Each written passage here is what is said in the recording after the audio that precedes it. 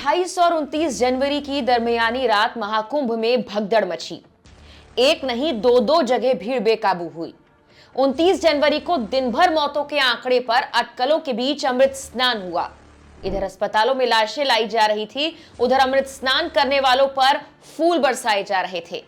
देर शाम मौतों के आंकड़े पर चुप्पी तोड़ मरने वालों की संख्या 30 बताई गई, लेकिन दूसरी भगदड़ का कोई जिक्र नहीं।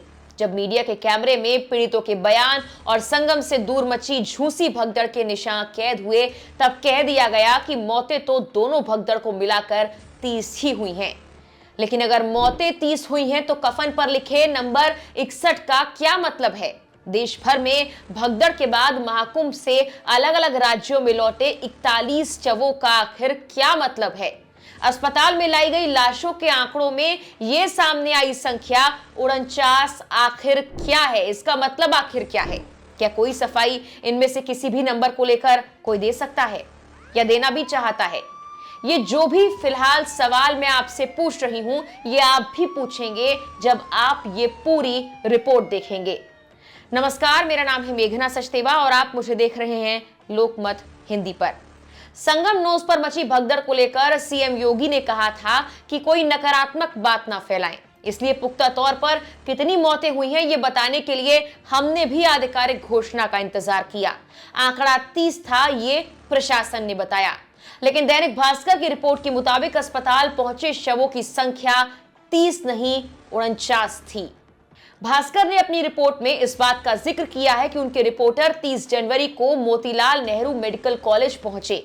यहां पर गुरुवार यानी 30 जनवरी की दोपहर 24 लावारिस शवों की फोटो लगाई गई। एक दिन पहले प्रशासन ने दावा किया था कि 30 लोगों की मौत हुई है, उनमें से 25 की पहचान तो कर ली गई है। सामने 24 लावारिस शवों की तस्वीरें थी। अगर 31 तारीख के 5 भी इनमें मिला दें तो भी यहां 19 नई लाशें आई हैं। अगर इन्हें 30 में जोड़ दें तो मरने वालों की संख्या 49 हो जाएगी। इसी रिपोर्टर ने इसको लेकर कुछ अफसरों और कर्मचारियों से बात की, सवाल जवाब किए और लावारिस लाशों की लिस्ट चेक करने की कोशिश भी की। एसडीएम आशुतोष मिश्रा से बातचीत में इस रिपोर्टर को पता लगा कि 29 जनवरी को यहां 40 से 50 शव रखे थे। इसके अलावा मेडिकल कॉलेज के पोस्टमार्टम हाउस में बैठे एक स्वास्थ्यकर्मी ने तो यहां तक कह दिया कि 20 शव अब भी रखे हुए हैं। हालांकि इस दावे की पुष्टि अखबार नहीं कर पाया है। इसी रिपोर्ट में यह भी कहा गया है कि देश के अलग अलग राज्यों में इस भगदड़ के बाद जान गंवाने वाले 41 शव लौटे हैं।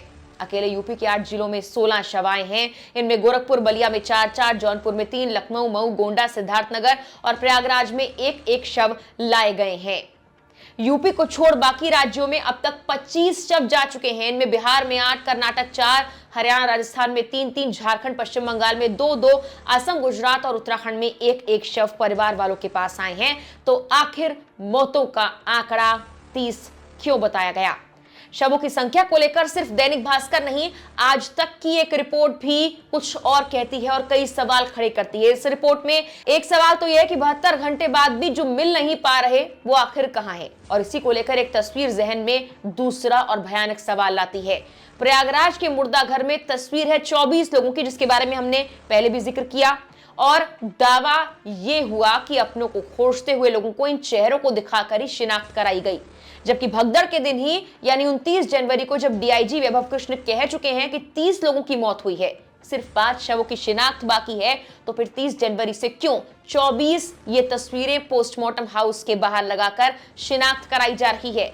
अस्पताल प्रशासन या फिर खुद डीआईजी वैभव कृष्ण ये अब तक साफ नहीं कर पाए कि जब 30 में से 25 मृतकों की पहचान हो गई थी तो इस पोस्टमार्टम हाउस के बाहर 24 और तस्वीरें क्यों लगी हुई हैं?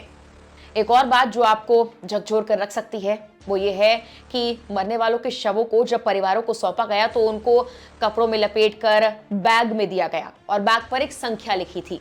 एक बैग पर 61 नंबर लिखा था। गौर करिएगा, 61 नंबर।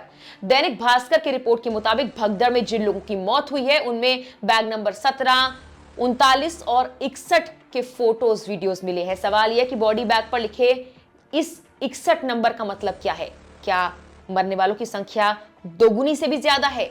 छानबीन में यह भी सामने आया कि 28 से 29 जनवरी की रात संगमनोज इलाके के अलावा ओल्ड जीटी रोड और झूसी साइड के एरावत द्वार के पास भी भगदड़ हुई थी। ओल्ड जीटी रोड पर 5 मौत हुई, एरावत द्वार पर 24 मौत होने की बात सामने आ रही है।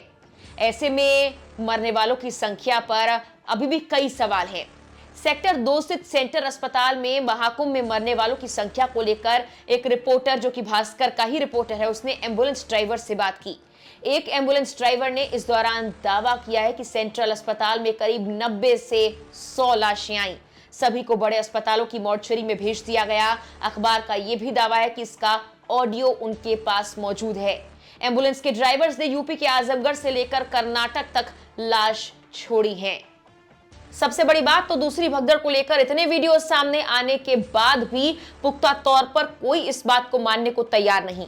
आखिर भगदड़ के बाद हुई मौतों का सच क्या है, ये कोई नहीं जानता, लेकिन ये सवाल आपके जहन में भी अब जरूर आ रहा होगा। फिलहाल के लिए इस वीडियो में इतना ही।